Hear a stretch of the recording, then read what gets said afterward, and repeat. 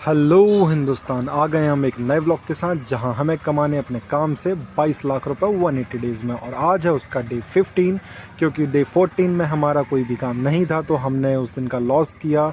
कोई भी हमारी उस दिन की इनकम नहीं हुई, ज़ीरो ज़ीरो। तो आज हम देखने वाले हैं डे 15 में कि आज हम अपने डे 14 के लॉस को कैसे कवर करते हैं। और आज हमारी गाड़ी जा रही है वापस से रैक में। आज दिन में कोई भी काम नहीं था, आज जो भी डायरेक्ट काम था वो हमारा सीधा शाम को रैक का था। बहुत अच्छी बात है कि हमारी गाड़ी डायरेक्ट रैक में जा रही है। रोज़ रेगुलर रैक लग रहे हैं, लेकिन ऐसा कभी नहीं होता है कि इतने सारे रैक एक महीने में लगें। तो चलिए जल्दी से करते हैं हम रैक की शुरुआत, और देखते रहिए इस व्लॉग में, बने रहिए कि देखते हैं हम लास्ट में जाके हमारी गाड़ी ने पूरा 12 घंटे काम करने के बाद कितना प्रॉफिट कमाएगी। और देख सकते हैं कि ये खड़ा होगा भारत बेंच और हमारी कार और हमारा हाईवा, और ये है पोकलैंड। तो करते हैं चलिए जल्दी से व्लॉग की शुरुआत और बताते हैं आपको आज का डे 15 का profit and loss. Okay so guys, आ चुके हैं हम अपनी गाड़ी के पास। और सबसे पहले आज दिन की शुरुआत करने से पहले हमारा ड्राइवर उतर के पहले पूरी गाड़ी के टायर चेक करेगा, क्योंकि हमें एक गाड़ी के टायर में एक साइड पे कुछ हवा कम सी लग रही थी। तो हमने सबसे पहले डिसाइड ये किया कि रैक में जाने से पहले हम गाड़ी को हवा चेक कराने के लिए भेजेंगे। और उससे पहले ड्राइवर ने पूरे चारों तरफ से घूमकर पूरी गाड़ी को चेक किया, सारे टायर्स को देखे, क्योंकि ये बहुत ज़रूरी होता है गाड़ी निकलने से पहले अपने टायर्स को चेक करना, क्योंकि वही सबसे ज़्यादा इंपॉर्टेंट होता है एक ट्रांसपोर्ट लाइन में। और हमारी गाड़ी का प्रेशर बना के हमारा ड्राइवर जल्दी से निकल जाता है गाड़ी को हवा चेक कराने के लिए। उसके बाद गाड़ी शाम को रात भर चलेगी यहीं पे पास वाली क्रैशर से। रेलवे का काम करना है हमें। तो जिस साइड अभी गाड़ी जा रही है उसके ठीक ऑपोजिट साइड है क्रैशर, मतलब जैसे अभी लेफ़्ट हुई है तो राइट हैंड साइड जो टर्न है वहाँ सीधा में क्रैशर है। तो देखते हैं हम सीधा, कुछ रात के व्यूज़ हो सकता है तो मैं आपको दिखाऊँगा, ठीक है। तो फाइनली हो चुकी है रात, और ये देखिए हमारी गाड़ियाँ तो नहीं है, ये इस तरफ जहाँ से हमारी गाड़ी रेलवे का माल लेके आने वाली है उसी तरफ रेत मतलब बालू की खदान भी है। तो वहाँ की बालू की खदान चालू होने वाली है, रेत की खदान। पर वहाँ पे कुछ टेक्निकल इश्यू के कारण शायद रॉयल्टी वगैरह नहीं कट रही हैं। तो ये जो बाहर से गाड़ियाँ आई हुई थी ये सारी खाली लौट रही हैं। मतलब अब वो किसी दूसरी खदान में जाएंगी रेत लेने के लिए, क्योंकि यहाँ की लोकल खदान से रॉयल्टी नहीं आ रही है, शायद उसकी परमिशन वगैरह भी इशू नहीं हुई है उस खदान की। तो देखते हैं जल्दी, अगर हो सकता है तो मैं एक रेत के ऊपर भी वीडियो बनाऊंगा कि कैसे उसमें प्रॉफिट लॉस होता है अगर गाड़ी दिन भर अपन रेत में चलाते हैं तो, ठीक है। तो रात का टाइम है, ऑलमोस्ट हमारी गाड़ियों की भी लोडिंग चालू हो गई, अभी क्रैशर में खड़ी होगी, अभी कुछ टाइम में निकलने वाली है। तो उम्मीद है कि अभी जाने का कोई मतलब है नहीं रात को क्रैशर। तो हो सकता है तो मैं सुबह आपको क्रैशर ज़रूर लेके जाऊंगा कुछ, क्योंकि आज एक नए क्रैशर से गाड़ी की लोडिंग चालू है। तो मिलते हैं सुबह। तो सुबह हो चुकी है, मॉर्निंग का बज रहा है 6 से 7 बज रहा है अभी। ये जो खाली गाड़ी देख सकते हैं आप, कल रात को भी आपको खाली गाड़ी दिखी थी और अभी भी खाली गाड़ी दिख रही है। ये सारी खाली गाड़ियाँ जो आ रही हैं रेत की आ रही हैं। रेत सबको पता था कि रेत खदान चालू हो गई तो वो यहाँ आ जा रहे हैं, पर उनको रेत मिल ही नहीं रही है। और ये देखिए फाइनली इसी तरीके से 10 चक्का जो है ना, इसमें ये डोलोमाइट भरा, ये रैक की गाड़ी है हमारी। ये रैक की गाड़ी हमारी सीधा रेलवे स्टेशन के लिए जा रही है ना। इसी तरीके से हमारी गाड़ियाँ भी कुछ आएंगी रेत की। और यहाँ से ऑलमोस्ट लास्ट या सेकंड लास्ट ट्रिप होगा मुझे लगता है सबका, अगर रैक का माल ज़्यादा ना आया हो। और ये आ रही हैं खाली गाड़ियाँ हमारी रैक की, मतलब जो गाड़ियाँ आगे थी वो खाली करके माल लौट रही हैं, वापस से लेने के लिए जा रही हैं। और देखिए ये जो टाटा की गाड़ी है ना, ये बहुत ही अच्छी टाटा की गाड़ी थी। ये 2020 या 21 के मॉडल हैं गाड़ियों के। अब उस टाइम पे जो टाटा की गाड़ियों का प्राइस था वो बहुत ही कम होता था। आज के कंपैरिजन में टाटा की गाड़ियों का प्राइस 28% जीएसटी में भी 49 या मैक्सिमम 50 लैक्स में पड़ जाती थी। और ये गाड़ियाँ टाटा की इसलिए बेहतर होती थी क्योंकि ये 35-25 मतलब 250 हॉर्स पावर की गाड़ियाँ हैं। जहाँ पर आज 320 हॉर्स पावर की अपन गाड़ी चला रहे हैं, वहाँ पर 250 हॉर्स पावर की भी गाड़ियाँ चलती थी टाटा की। ये गाड़ियों को प्रेफर करना बहुत ही किफ़ायती था, बहुत ही अच्छा था, क्योंकि ये आपको एवरेज भी देती थी। इनकी एचपी आज जो 320 एचपी होगी, देखिए एचपी का डायरेक्ट एवरेज से कोई लेना देना नहीं है, लेकिन एचपी डिपेंड करती है आपकी खिंचाई के लिए, मतलब कितना आपका गाड़ी लोड माल को खींच सकता है व्हीकल, कितना उसकी खिंचाई है, कितना पिकअप है।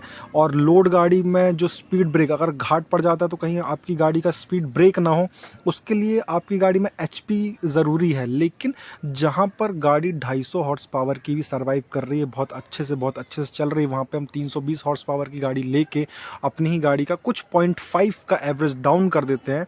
और तो इसी हिसाब से जो आज के टाइम टाटा की गाड़ियां आ रही हैं, ऑलमोस्ट 5 से 6-7 साल में 1.5 लाख किलोमीटर चलाने के बाद, मैंने मैक्सिमम बताया था कि अनलोड व्हीकल को, मैं लोड व्हीकल का मैंने एवरेज सेम कैलकुलेट कर दिया था। अगर अनलोड व्हीकल में, लोड व्हीकल में भी 0.2 का ही फ़र्क आता है ना, 0.2 का, तो अप्रोक्स आपको 10 लाख रुपए का घाटा लगता है आज के टाइम में टाटा की गाड़ी लेकर, मतलब पूरे 7 साल में 1.5 लाख किलोमीटर चलाने के बाद।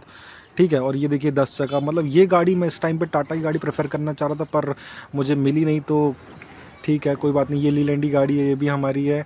और इसके बाद जो ये हमारी दूसरी गाड़ी आ गई वापस से, जिसका हम व्लॉग बनाते हैं आपको, तो ये भी अब वापस से माल लेने जा रही है क्रैशर पे, और हम भी इसके पीछे पीछे चलते हैं और आपको दिखाते हैं कि आज क्रैशर में क्या हाल है, कौन से क्रैशर से माल लोड हो रहा है। पिछली बार जो मैंने आपको क्रैशर दिखाया था उसके जस्ट बाजू वाले क्रैशर से माल लोड हो रहा है, और वहीं से लगी हुई बीच में खदान है, तो मैं ज़्यादा आपको वहाँ के वीडियोज़ नहीं दिखा पाऊँगा।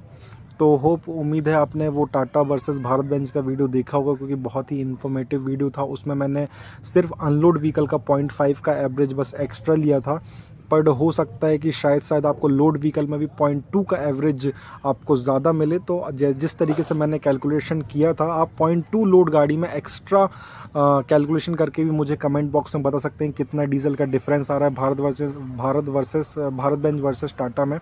तो ज़रूर एक बार खुद से कैलकुलेशन करिएगा। लोड व्हीकल में मैंने 2 का एवरेज लिया था, आप 0.2 एक्स्ट्रा लीजिए भारत बेंच पे और बताइए मुझे कि कैलकुलेट करिए कैसे। देखिए इसी तरीके से लोड वाली गाड़ी जा रही है रैक की, और हम वापस से जा चुके हैं अपने क्रैशर वाले रास्ते में। कितना ख़राब रास्ता रहता है यहाँ पे। और हमने देखा ये सामने हमारी रैक की गाड़ी खड़ी हुई थी पुरानी, पर इसका झूला टूट गया, मतलब हैंगर जो होता है ना, हैंगर टूट गया जहाँ पे पट्टे लगते हैं। इसी तरीके से ये गाड़ी ब्रेक डाउन नहीं है, बट रात भर चल रहे थे और ड्राइवर शायद रुककर फ्रेश वगैरह होने गया होगा साइड में लगाकर। ठीक है, ये भी हमारे बड़े ट्रांसपोर्ट लाइन की गाड़ी है ये भी, है ना। तो चलते हैं जल्दी जल्दी हम अपने क्रैशर पे, जहाँ पे ये देखिए आपको ये जो पाउडर दिख रहा है वाइट कलर का, नहीं बहुत ही आज के टाइम में, एक टाइम पे ये डोलोमाइट का वेस्टेज मटेरियल हुआ करता था। वेस्टेज मतलब इसे फेंकना पड़ता था, और आज के टाइम में सबसे महंगा मटेरियल यही है, क्योंकि टेक्नोलॉजी जैसे जैसे डेवलप होते जा रही है वैसे वैसे ख़राब चीज़ों को भी हम यूज़ में अपने लेते जा रहे हैं। तो देखते जाइए, कहते हैं ना वही, जिसको अपन ख़राब समझते हैं बाद में वही सोना चांदी हीरा बन जाता है। तो कुछ ऐसी कहानी है इसके साथ भी डस्ट की, मतलब डोलोमाइट का डस्ट जो पाउडर रहता है। और फाइनली हम क्रेशर में आ चुके हैं। आपने बड़ी बड़ी माइंसों में बड़े बड़े क्रेशर देखे होंगे, पर यहाँ पर बहुत ही छोटी माइंस रहती हैं, बहुत ही छोटे क्रेशर रहते हैं जो बहुत ही कम माल को क्रश कर पाते हैं और कम माल ही जाता है। बट ये है कि यहाँ के डोलोमाइट की क्वालिटी बहुत अच्छी है, इस कारण से इधर का माल प्रेफर करते हैं। और देखिए लोडिंग इस तरीके से चल रही है। ये छोटा सा लोडर लगा हुआ है यहाँ पे, एक बड़ा लोडर है जो रेलवे पॉइंट पे होगा। और देखिए येलो कलर की हमारी गाड़ी जो खड़ी थी वहाँ पर 10 चक्का, और ये एक साथ वाले भैया की गाड़ी है 10 चक्का, वो भी लोड हो रही है। और पीछे आपको दिख रहा होगा पोकलेन से हमारी गाड़ी की लोडिंग हो रही है। एक लोडर और एक पोकलेन, दो गाड़ियाँ लगी होती हैं लोडिंग के लिए। ठीक है, और वहाँ पर पोकलेन वाला अपने हिसाब से गाड़ी, उसको पता है कि कितना माल हमको लोड करना है। ओवरलोड हम अपनी गाड़ी में नहीं लेके जाते हैं, तो इस कारण से वो सिस्टमेटिक तरीके से सारी गाड़ियों में माल हमारा भरता है, जिनकी जान पहचान के हैं। तो इसी तरीके से छोटा सा एक व्यू है। ज़्यादा मैं आपको यहाँ की चीज़ें दिखा नहीं सकता हूँ, क्योंकि ये बिना परमिशन के यहाँ पे कैमरा यूज़ करना अलाउ नहीं होता है। कुछ सेफ्टी एंड सिक्योरिटी के पर्पस रहते हैं कि कहीं वीडियोस बाहर ना आके कोई दिक्कत या प्रॉब्लम क्रिएट ना हो जाए। और साथ में एक गाड़ी हमारी भैया की है, ये देखिए इसका ये बुश रॉड टूट चुकी है यहाँ पे। ये बुश रॉड का काम क्या होता है, जो 12 चक्का गाड़ी होती है, सामने के टायर और पीछे के टायर, जस्ट 2 टायर होते हैं जो कटते हैं मुड़ते हैं, उन दोनों को कनेक्ट कर रखती है। अगर ये रॉड टूट जाती है ना, तो सामने का टायर और पीछे का टायर स्टेयरिंग से डिसलिंक हो जाता है, मतलब एक तरफ वाला घूमता रहता है, पीछे वाला घूमना बंद कर देगा। और जब भी ध्यान रखें आपकी बुश रॉड या टाई रॉड कभी भी टूटे, तो हमेशा उसके बाद चेंज कराने के बाद आपको अलाइनमेंट कराना ही पड़ेगा, वरना आप अलाइनमेंट नहीं कराएंगे तो आपके टायर चिकने होने लगेंगे। और इतना नहीं कि बहुत 1-2 महीनों टायर चिकने हो, आपने नया टायर आज डाला और कल सुबह मॉर्निंग में ही आपका पूरा टायर फ्लैट चिकना हो जाएगा। तो हमेशा याद रखिए कि जब भी ये रॉड टूटे या कुछ भी हो, तो हमेशा अपनी गाड़ी का टाइम अलाइनमेंट कराएं। अगर आपकी गाड़ी ज़्यादा कच्चे में चलती है तो प्रॉपर तरीके से उसको अलाइनमेंट कराते रहें। अलाइनमेंट कराने में 300-400 या 500 रुपये लगते होंगे, या मैक्सिमम 800 रुपये। बट वो 800 रुपये आपके 50,000 रुपये बचाते हैं। 50,000 नहीं, मुझे लगता है 1 लाख रुपये बचाते हैं। तो ध्यान रखिए हमेशा ही गाड़ी के अलाइनमेंट प्रॉपर तरीके से कराएं। और फाइनली हमारी गाड़ी अब लोड होने की कगार पे आ चुकी है। हमारा ड्राइवर जा चुका है हमारी गाड़ी के पास, तो जल्दी से लोड करा के वो देखिएगा, चेक करेगा कि सही तरीके से माल लोड हुआ है कि नहीं हुआ है इवनली। अगर माल आगे पीछे लोड होगा तो वो मशीन वाले को बोल के बोलेगा कि आगे पीछे माल को बराबर करके सेट कर दे। ठीक है, जिससे कि माल नीचे ना गिरे, क्योंकि कल रात को एक गाड़ी ने पूरा माल नीचे गिरा दिया था, मतलब ऑलमोस्ट कुछ ऊपर का जो एक्स्ट्रा माल था वो नीचे गिरा दिया, जिसके कारण पब्लिक को बहुत दिक्कत हुई। ऐसे में पुलिस प्रशासन भी जो होता है वो प्रॉब्लम करने लगता है और बाकी गाड़ियों को भी प्रॉब्लम होती है। और ये गाड़ी है, ये भी इसका सामान आ चुका है और हमारी गाड़ी लोड होकर अब निकल चुकी है अपने चक्कर की तरफ, रेलवे स्टेशन की तरफ। और हम भी अब निकलते हैं घर जहाँ पर हम करेंगे अपनी गाड़ी का हिसाब किताब कि हमारी गाड़ी ने कितना प्रॉफिट कमाया है। और देखते हैं अगर एक एक्स्ट्रा चक्कर लगता है हमें, मतलब ये जो गया है ऑलमोस्ट लास्ट ट्रिप है, अगर माल की कुछ शॉर्टेज होगी तो खदान से हमें फ़ोन आएगा, क्रैशर से फ़ोन आएगा कि भैया एक चक्कर और माल भेज दीजिए। और जैसा कि वही हुआ कि हमारी गाड़ी को एक एक्स्ट्रा ट्रिप मिल गया था, मतलब जिस ट्रिप को हमने खाली किया उसके बाद भी गाड़ी को बुला लिया गया वापस, लेकिन गाड़ी में डीजल का शॉर्टेज हो गया था और गाड़ी लोड हो गई। गाड़ी लोड होने के बाद ड्राइवर ने हमको बोला कि भैया गाड़ी में डीजल नहीं है, गाड़ी रेल पहुंच नहीं पाएगी, या तो सीधा पंप जाएगी या तो फिर रेलवे स्टेशन पर लौटेगी नहीं। तो हमने क्या किया कि हमने बोला कि लोड गाड़ी को सिटी में डालकर डीजल डलवाने से अच्छा है कि हम खुद के डब्बे में ही जाकर डीज़ल लेके जाते हैं। तो हमने सोचा कि 40 लीटर के आसपास हम डीजल ले आते हैं और ये हमारा स्टोर रूम है जहाँ पे ग्रीस गन वगैरह, ग्रीस ऑयल के डब्बे वगैरह रखे रहते हैं, हमने ऊपर बना के रखा है। तो ये हम ऐसे हमेशा इस तरीके के डब्बे, जो 3-4 डब्बे यूज़ करते हैं, 30-30 लीटर के डब्बे हैं, तो हम कभी भी इसको फुल नहीं भरवाते, इसमें 25-25 लीटर या 20-20 लीटर भरवा के रखते हैं। और हमारी गाड़ी लोड होकर हमारे घर के सामने आ गई है, तो यहीं पे हम इसे किनारे साइड पर लगा देंगे और हम जाते हैं डीजल लेने अब ड्राइवर के साथ अपने। ठीक है, तो चलते हैं अब पंप। तो फाइनली हम पंप पहुंच चुके हैं। यहाँ पर हमें लेना है 40 लीटर डीज़ल अपनी गाड़ी के लिए और इसी डीज़ल को हम ले जाकर वापस से सटक से डालेंगे। अब हमने डीज़ल ऐसे लाना इसलिए प्रेफर किया क्योंकि हम नहीं चाहते थे कि आज दिन के टाइम, क्योंकि ऑलमोस्ट दिन बज रहा है, दोपहर का 1-1:30 बज रहा है, लंबा रैक चल गया, ये इतना लंबा नहीं चलता है। और हम नहीं चाहते थे कि हमारी गाड़ी सिटी में जाए भीड़ भड़के के बीच से और वहाँ से जाके हमारी गाड़ी फ्यूल फिल कराए। और लोड गाड़ी हुई, खाली गाड़ी में दिक्कत होती है, लोड गाड़ी में बहुत सारी दिक्कतें होती है क्योंकि हमें एक चेक पोस्ट भी पार करनी पड़ती है।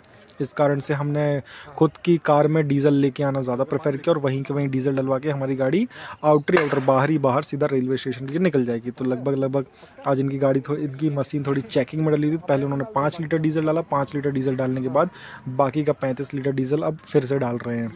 तो कभी कभी इनकी पंप में मशीन होती है जो वो खुद ही चेकिंग के लिए बोलने लगती है कि 5 लीटर आप डीजल डालिए, नापिए, उसके बाद वापस से कस्टमर को डालिए। ये ऑटोमेटिक इनके सिस्टम में इनबिल्ट होता है सिस्टम कि कभी भी कोई पेट्रोल पंप वाले कोई घपला न कर पाए, ऑटोमेटिक मशीन रीचेक में जाती रहती है। तो ये भी बहुत अच्छी चीज़ है। हमने खैर पंप में नहीं, और अब चलते हैं अब डीजल लेके अपनी गाड़ी के पास। तो डीज़ल लेके हमारी गाड़ी के पास हम जैसे ही पहुंच रहे थे, हमने देखा कि हमारे पीछे वाले टायर के एक्सल से ऑयल लीक कर रहा है। अब ये बहुत दिक्कत वाली काम है कि अगर यहाँ से ऑयल फेंकना, मतलब क्राउन जो बीच में एक हांडी जैसी बनी होती है, दोनों टायर के बीच में गोल सा कुप्पा है ना, उसको बोलते हैं क्राउन। मतलब ये ऑयल फेंक रहा कहाँ से आ रहा है, वो ऑयल क्राउन का ऑयल यहाँ से फेंक जाएगा, खाली हो जाएगा, फिर अंदर ऑयल का लेवल बहुत कम हो जाएगा, जिससे बहुत दिक्कत होती है। तो हम जल्दी से किसी मैकेनिक को बुला के उसे ठीक करा लेंगे, पर अभी चल जाएगा और कोई दिक्कत नहीं है हमें। तो डीज़ल डाल देते हैं हम और गाड़ी को करते हैं रवाना। उसके बाद हम करेंगे अपनी गाड़ी का हिसाब किताब कि हमारी गाड़ी ऑलमोस्ट कितना प्रॉफिट कमाती है और टोटल कितने ट्रिप लगे। तो हमारी गाड़ी में डल चुका है डीज़ल, ड्राइवर ने डीज़ल वीज़ल डाल के पानी वानी पी के निकल गया, क्योंकि अब ये लास्ट ट्रिप है, इसके बाद ट्रिप नहीं है। और ये सारी गाड़ियां रैक में खाली होकर वापस अपने घर की तरफ जाने लगी, मतलब ये खाली करके आ चुकी हैं वापस। हमारी गाड़ी ऑलमोस्ट एक ट्रिप एक्स्ट्रा ली है हमारी ये बाकी गाड़ियों से, क्योंकि हम पहले जा चुके थे इसलिए। तो चलते हैं, अब गाड़ी जाके ड्राइवर खाली कर देगा और हम चलते हैं अपने पेन कॉपी पेपर में और करेंगे आप आज के दिन का अपना हिसाब किताब और बताते हैं आपको आज का profit and loss. So guys, हम आ चुके हैं अपने पेन कॉपी पेपर पे, जहाँ करने वाले हैं हमने डे 15 का हिसाब किताब। और ये है हमारा 180 डेज चैलेंज, जहाँ पर हमें कमाने अपने काम से 22 लाख रुपए। और आज हम इसके लास्ट में देखेंगे कि हमारे 15 दिन में हमने टोटल हमने कितना प्रॉफिट कमाया, डीजल, ड्राइवर, कंडक्टर और मेंटेनेंस सारा चीज़ें काट कर। लास्ट के 30 दिन के बाद हम इसमें ईएमआई का खर्चा और माइनस कर देंगे। तो चलते हैं, कल डे 15 में हमने किया था सिर्फ रात को काम। रात को हुआ था 47 मतलब रात को हुए थे हमने 7 चक्कर मारे थे, हर चक्कर में 47 ton 47 ton 51 ton 45 ton 50 ton 48 ton 47 ton के आसपास जो हम माल लेकर गए। उसके बाद इन सबको हमने जोड़ेंगे, टोटल वेट होता है 338.21 टन। रेट मिलता है हमको 100 रुपये पर टन का। इनको इंटू कर देंगे तो हो जाता है 33,821 रुपये। डीजल हमने लिया था पहले 100 लीटर, उसके बाद लिया 40 लीटर, तो हो गया हमारे पास डीजल टोटल 140 लीटर डीजल। तो 140 लीटर डीजल के हो जाते हैं हमारे 93.34 रुपये पैसे पर लीटर के हिसाब से 140 लीटर का हो गया 13,067 13,068 रुपये। टोटल हो जाता है हमारा, जब 33,000 में इसको माइनस कर देते हैं तो टोटल हमारे पास पैसे बचते हैं 20,754 रुपये। अब इसमें हमें निकालना है ड्राइवर कंडक्टर की खर्च और हमारा उसका खाने का खर्चा। तो हम अपने एक्सपेंस के टॉपिक में जाते हैं। यहाँ लिखते हैं ड्राइवर को हम देते हैं पर ट्रिप का 300 रुपये रात के काम में, तो हो गया 7 ट्रिप 7 के 2100 रुपये, ये हो गया। कंडक्टर साथ में हमारे नहीं चल रहा है कुछ दिनों से, तो ड्राइवर का खाना भी अकेले जा रहा है, तो खाने का हो जाता है उसका 80 रुपये, टोटल हो गया 2180 रुपये। अब इस पैसे को हमें इससे घटा देना है, तो हमको निकल जाएगा टोटल प्रॉफिट। तो करते हैं प्रॉफिट कैलकुलेशन। नाइट वर्क में हो गया हमारा 20,754 रुपये, एक्सपेंस था 2180 रुपये, टोटल प्रॉफिट 12 घंटे बाद 12 घंटे हमारी गाड़ी ने काम किया और टोटल प्रॉफिट हमको निकल के 18,557 रुपये। इसमें हमको कोई भी खर्चा नहीं आया हुआ है, जो मेजर खर्चा रहता है कोई भी ऐसा हमको नहीं लगा। और चलते हैं हम अपने 180 डेज चैलेंज में, जहाँ पर हम अपने करते हैं डे 15 में कितने पैसे कमाए इसका कैलकुलेट। तो आ गए हम अपने 180 डेज चैलेंज में, जहाँ पर हमें कमाने हैं अपने काम से 22 लाख रुपए 180 डेज में।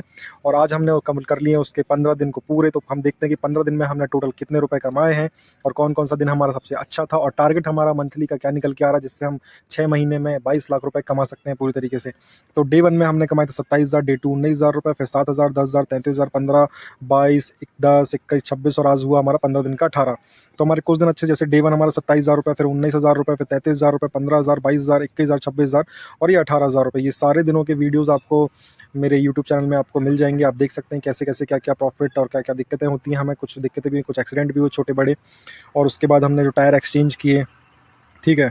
तो इसी तरीके से हमने जो ऑन एन एवरेज निकाला है कि हमको महीने में कम से कम 4 लाख रुपए के आसपास ड्राइवर का खर्च और डीजल का खर्च निकालने के बाद हमें कमाना है। तो शायद हम अपने 180 डेज़ के चैलेंज को पूरा कंप्लीट कर पाएंगे। जितना हमें प्रॉफिट कमाना है उतना हम उसको कैलकुलेट कर पाएंगे। तो टोटल हमने 15 दिन के बाद निकाल लिए हैं, कमा लिए 2,13,000 रुपये। बचे हुए हमारे पास 15 दिन इस महीने को ख़त्म होने के लिए। देखते हैं नेक्स्ट 15 दिन में हम इतना फिर से कमा पाते हैं या इससे हम लॉस में जाते हैं। ये जानने के लिए हमारे चैनल को प्लीज़ सब्सक्राइब कीजिए, लाइक कीजिए और बने रहिए हमारे साथ द हाईवा स्टोर पे। और ये है 180 डेज़ चैलेंज। 180 डेज़ चैलेंज में हम जो माइनस कर रहे हैं अपने पैसे को, पेंडिंग अमाउंट हमारे पास बचा हुआ 19,86,000 रुपये। 22 लाख से हम आ चुके हैं 19,86,000 में। अब देखना ये है कि 22 लाख रुपये को हम अपने 180 डेज़ में कमा पाते हैं कि नहीं कमा पाते। और भी इंटरेस्टिंग वीडियो को जानने के लिए, देखने के लिए बने रहिए हमारे साथ, क्योंकि नेक्स्ट वीडियो होने वाला है कि आपको ट्रांसपोर्ट का काम करने के लिए जीएसटी की ज़रूरत पड़ सकती है या नहीं पड़ सकती, जीएसटी बनवाना ज़रूरी है या नहीं ज़रूरी है। और उसके बाद वीडियो आएगा कि आपको सेकंड हैंड हाईवा का सिलेक्शन कैसे करना है, कौन सा हाईवा आपके लिए बेटर है सेकंड हैंड में, कौन सा ज़्यादा प्रॉफिटेबल है, किस में आपको ज़्यादा पैसे बचेंगे, किस में ज़्यादा पैसे नहीं बचेंगे। ऐसी बहुत सारी इन्फॉर्मेटिव वीडियो को जानने के लिए और देखने के लिए प्लीज़ चैनल को लाइक कीजिए, सब्सक्राइब कीजिए, बने रहिए हमारे साथ द हाईवा स्टोर पर। Thank you so much.